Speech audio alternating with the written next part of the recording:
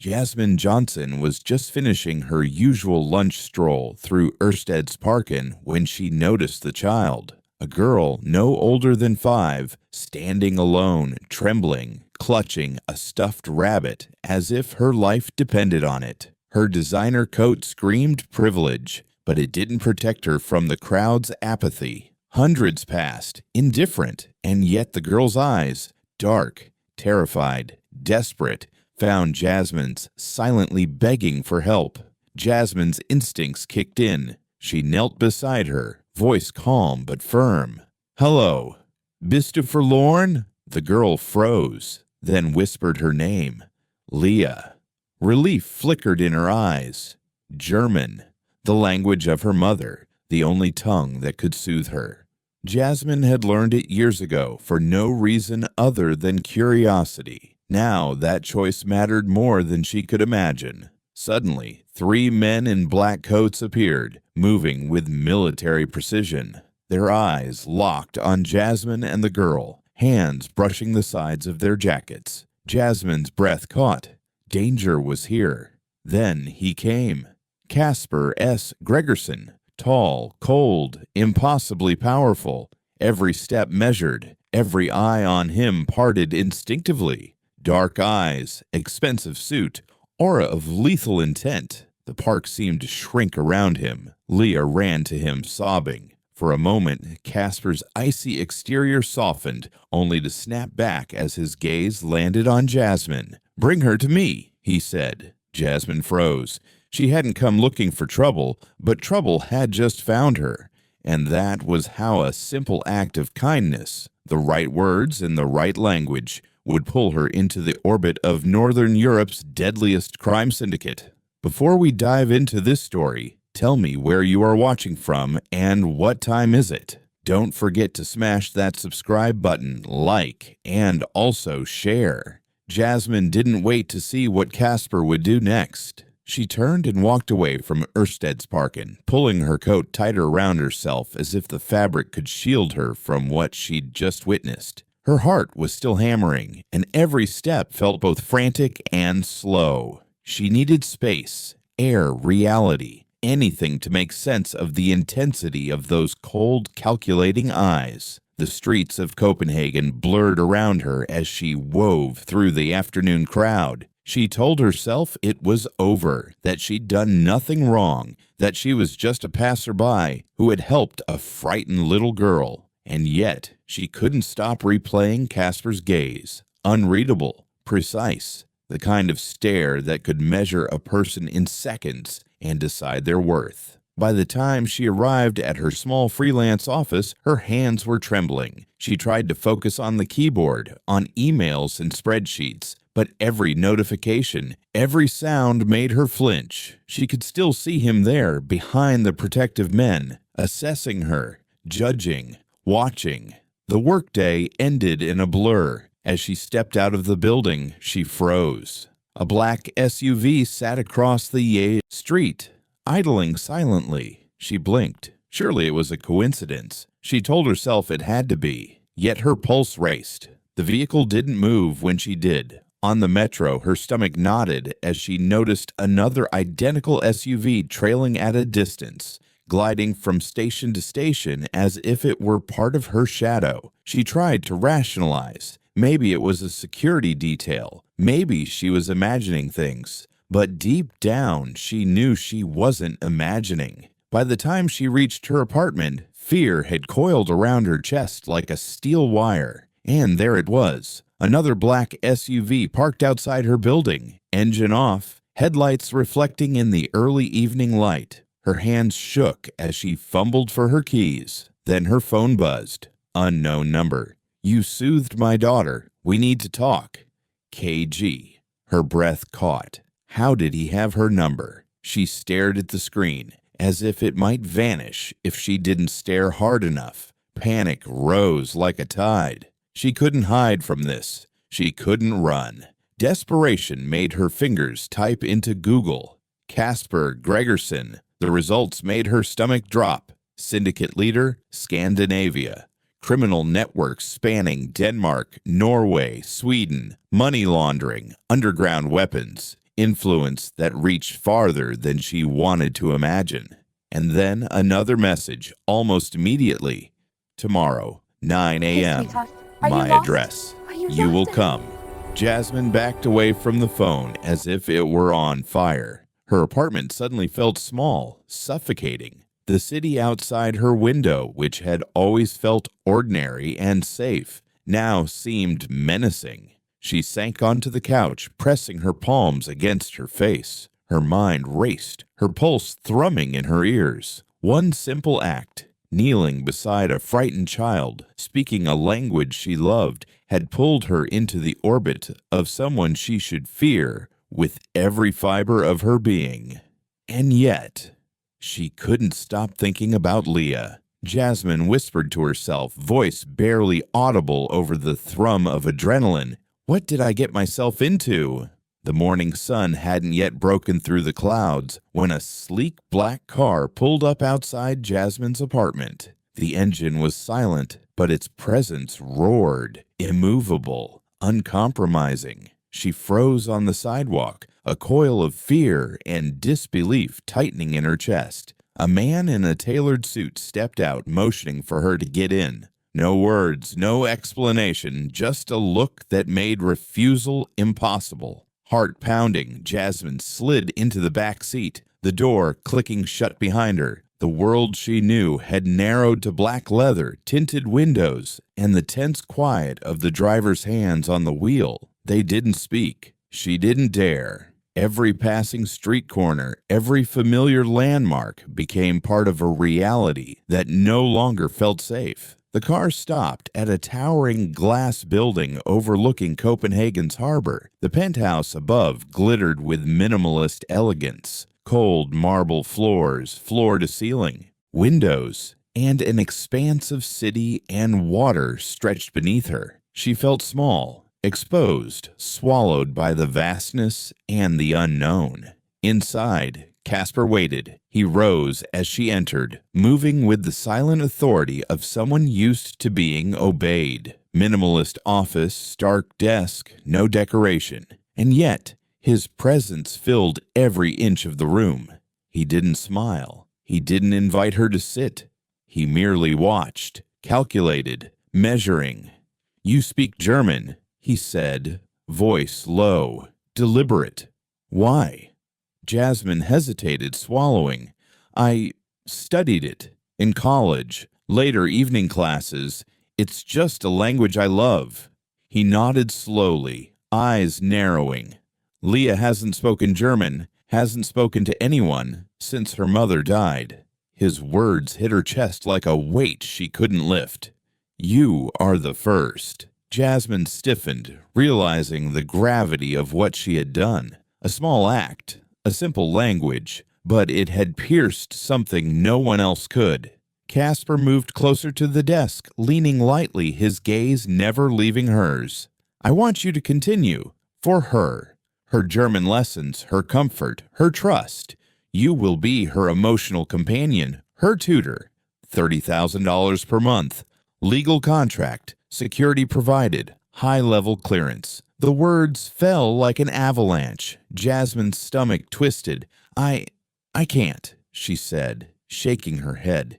It's too dangerous. I don't." He interrupted gently, yet without compromise. "Think about it, but understand this. You will not walk away freely.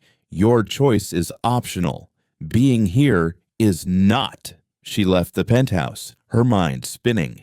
Outside, the black SUVs waited, engines humming like quiet predators. They would escort her home. Whether she agreed or not, she was being watched, protected, contained. Back in her small apartment, Jasmine sat on the edge of her bed, the contract in her trembling hands. She reread it, line by line, and still couldn't make sense of it. $30,000. Legal, security, high-risk territory.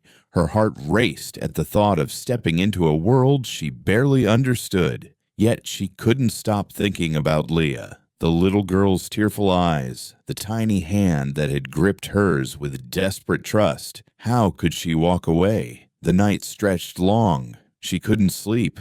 Thoughts of Casper, the penthouse, the contract, the quiet insistence in his gaze kept her wide awake. Her life had changed in less than 24 hours, and for the first time Jasmine realized the danger was real, the stakes high, and the world she had always known was gone. Jasmine hadn't slept all night. The contract lay on her desk like a weight she couldn't lift. Every time she closed her eyes, she saw Leah's trembling face, heard her soft, hesitant German, and remembered the tiny hand gripping hers in desperate trust. By morning, the decision felt inevitable. She couldn't turn away, not from the child, not from the fragile thread of connection she had begun to weave. The Gregerson mansion loomed as she approached, a modern fortress of steel and glass. Security cameras blinked faintly at her entrance, and a uniformed butler opened the door with a nod. Inside, the space was vast, almost cold, but impeccably maintained. Every surface gleamed, every corridor echoed with quiet authority. Then she saw her. Leah barreled across the room as soon as she caught sight of Jasmine, a burst of energy and relief. "Du bist zurück! Du bist here!" The little girl squealed, German spilling fast and bright. "Mama sagt, nein, nein, aber du bist da." Yasmin dropped to her knees, arms open. "Ja, Leah, ich bin hier. Alles wird gut." "Yes, Leah, I'm here. Everything will be okay." The child threw herself into her embrace, laughing through tears. It was raw, joyous, and utterly heart-stopping. The housekeeper, a kind-faced woman with quiet authority, approached.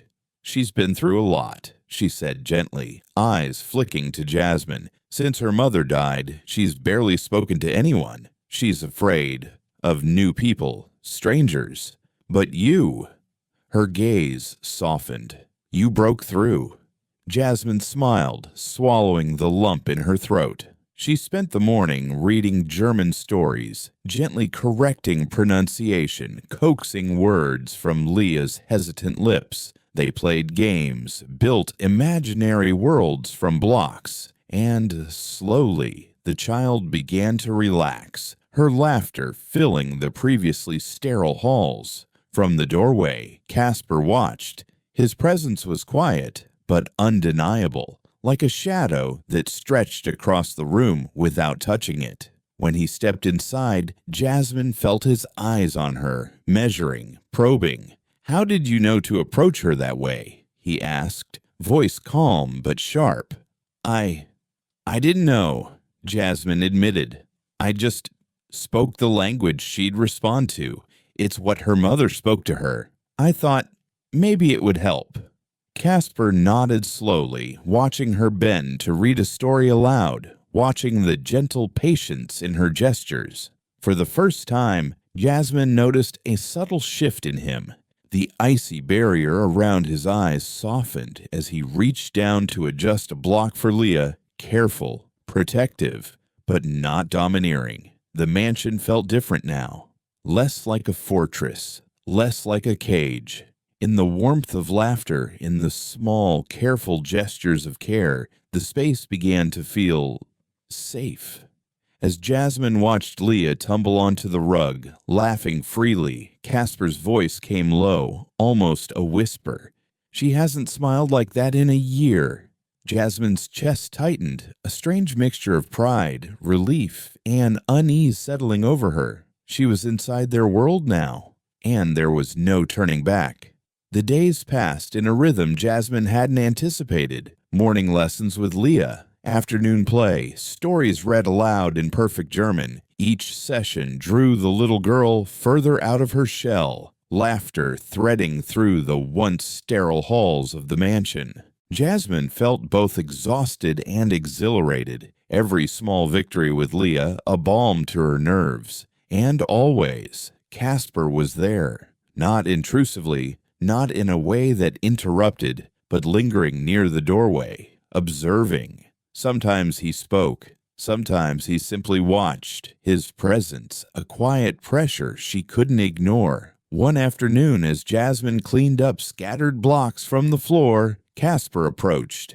"You paint?" he said, nodding toward a sketchbook she'd left on the side table. His tone was calm, casual, but there was an edge of curiosity she couldn't place. I do, she admitted softly, brushing a strand of hair behind her ear. It's something I've always done, a way to process things. Casper's eyes lingered on her hands, on the faint streak of paint across her fingers. Come with me, he said, and led her to a room she hadn't entered before. It was the old art studio, untouched since his late wife's passing. Dust motes floated in the shafts of sunlight. Canvases leaned against the walls, unfinished, untouched. Casper gestured for her to step inside. Use it. Paint. Jasmine blinked, overwhelmed by the unexpected trust. Thank you. He simply nodded and left the door slightly ajar, a silent invitation. That night, she returned to the studio after Leah's bedtime. As she mixed colors on her palette, he appeared behind her. She's lucky, he murmured, voice low. Most people, they don't see what a child really needs. I haven't been able to give her that. Jasmine glanced up. Vulnerability flickered in his eyes, fleeting but real. You're trying, she said gently. He didn't reply, but the air between them thickened. As she turned to place a brush down, their hands brushed. Sparks, electricity, a silent recognition of something neither wanted, or perhaps both desperately did. Jasmine froze. Casper stepped back, his jaw tight, his gaze dark and conflicted. I feel things for you, he confessed, voice barely above a whisper. Things I have no right to feel. Her heart raced, but before she could respond, he closed the distance. Soft at first, tentative, then loaded with heat and danger, their lips met. A kiss that spoke of restraint and yearning, of lines crossed and boundaries shattered. They broke apart, breathless. Jasmine pressed a hand to her chest, whispering, "This is a mistake." Casper's gaze locked on hers, raw and unguarded. I know, but I can't stop. The studio, once a quiet sanctuary of paint and light, now hummed with unspoken tension. Neither wanted to admit how far they had gone, or how little control they truly had. Outside, the night pressed in. Inside, the lines they'd vowed not to cross had already blurred. Jasmine had started noticing them days ago. Unfamiliar men lingering near the gates of the mansion, cars idling a little too long in the street, shadows that didn't belong. First, she told herself she was being paranoid, but the unease in her gut refused to be ignored. Casper noticed it too. His calm, measured presence began to fray around the edges, his watchful gaze darkening each time she returned from errands or lessons. He'd ask questions, subtle at first, probing about her day, who she'd seen, if anyone had followed her.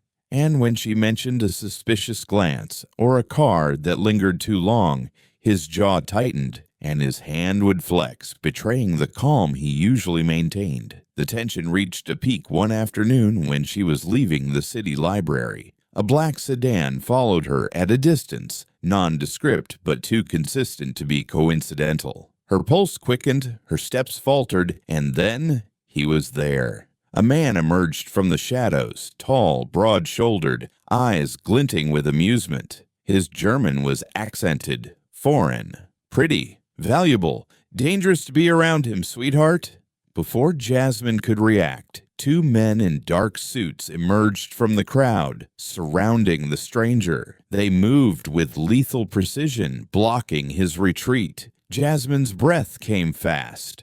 The man's smirk faltered, and he retreated under the watchful presence of Casper's security team, arriving almost as if summoned by her fear. By the time she returned to the mansion, Casper was waiting. He hadn't moved from the doorway, tall and imposing, but his posture screamed barely contained fury. "You are under my protection now," he said, voice low, deadly, resonating with authority. "Anyone who touches you dies. Do you understand me?" Jasmine nodded, swallowing hard, aware for the first time of how little control she had over the world she had stepped into. She had thought danger existed only in shadows, in whispered warnings, in distant news headlines. Now it was immediate, close, personal, and it had her name written across it. Casper's hands clenched briefly at his sides before he gestured toward the living room. "You will move in here," he said, his tone brooking no argument. "Just until things settle." Her eyes widened. I can't." "You can," he interrupted sharply, his dark eyes locking on hers. "Because you will. Because it's safer. And because you trust me not to let anyone harm you.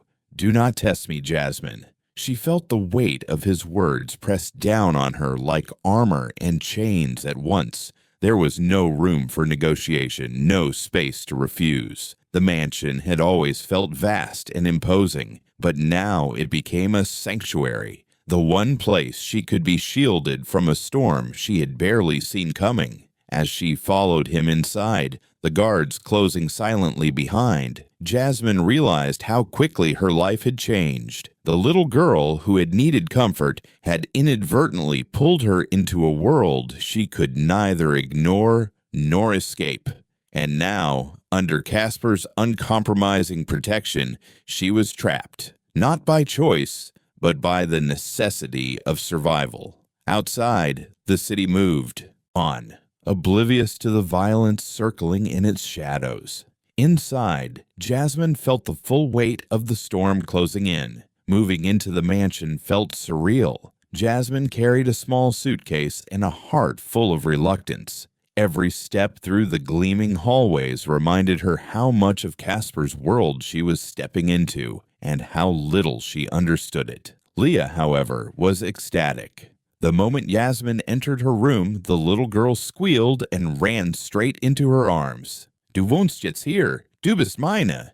You live here now. You're mine." Jasmine laughed softly, hugging her back, the warmth in Leah's tiny arms dissolving some of her tension. She had expected resistance, fear, maybe awkwardness. Instead, there was pure joy, and it made the mansion feel a little less cold, a little less intimidating. But the true weight of Casper's world revealed itself quickly. She began seeing his duality firsthand. The gentle, patient father coaxing Leah into telling stories, reading her bedtime tales in fluent German, laughing softly at her jokes, and the violent leader whose name alone commanded fear across Scandinavia. One night, she heard the front door click open. Casper returned late, his normally immaculate shirt streaked with blood. It wasn't his, but the sight made her stomach knot.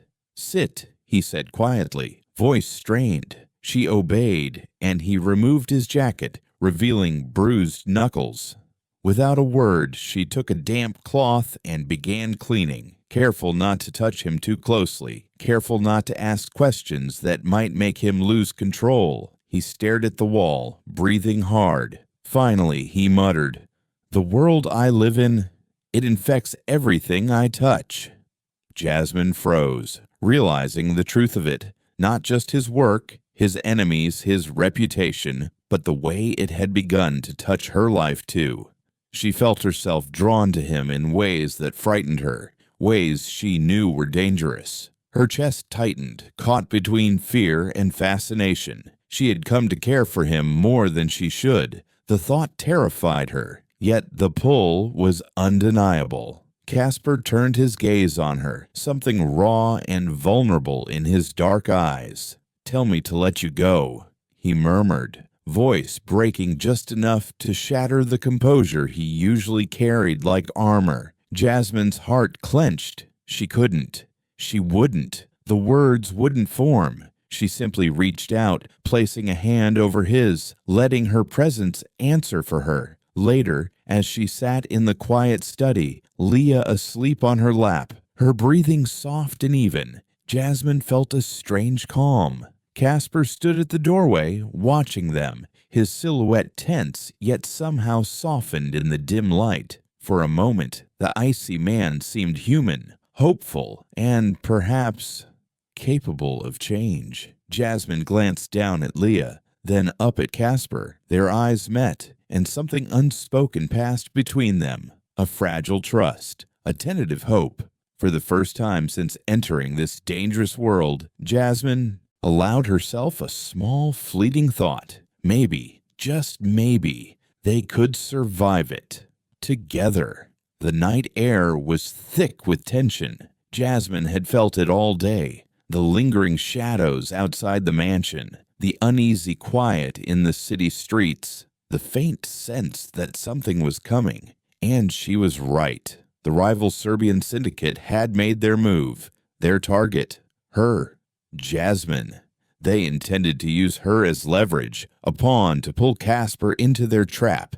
She didn't know the full scope, didn't want to imagine it, but instinct screamed danger. Casper's men were faster, sharper, more lethal than anything she had ever seen. The confrontation unfolded miles away from the mansion, unseen. She never witnessed the blood, the strikes, the precise chaos. They moved like shadows and storms combined. All she experienced was the aftermath. Silence punctuated by the soft hum of the city. Then, the sound of the front door clicked open. Casper returned. His movements were slower than usual, deliberate, exhausted. Bruises marked his jaw and hands, a dark smear of dried blood on his cuff.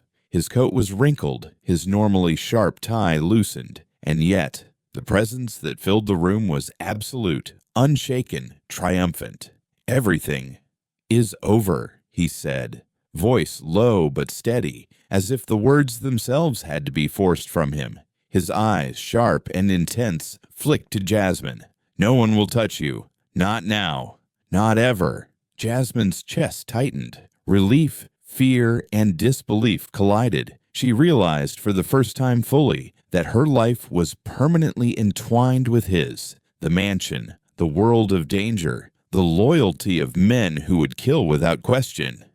"You can move back home," Casper said, his voice softening. "If you wish. The city, your apartment, your life, it's still yours to take." She looked around the mansion. Her eyes lingered on Leah, asleep in the folds of her arm, peaceful for the first time in weeks. On the walls of the old art studio, her paintings glimmered in the soft light, reminders of trust and connection. And then she looked at Casper, dark, commanding, yet stripped bare of pretense in the way only he allowed in these quiet moments. Home, safety, independence. All of it suddenly seemed trivial compared to the life she had found here. The laughter, the fragility, the danger, the heartbeat of this family she hadn't expected to belong to. A slow certainty settled over her. She would not leave. She could not.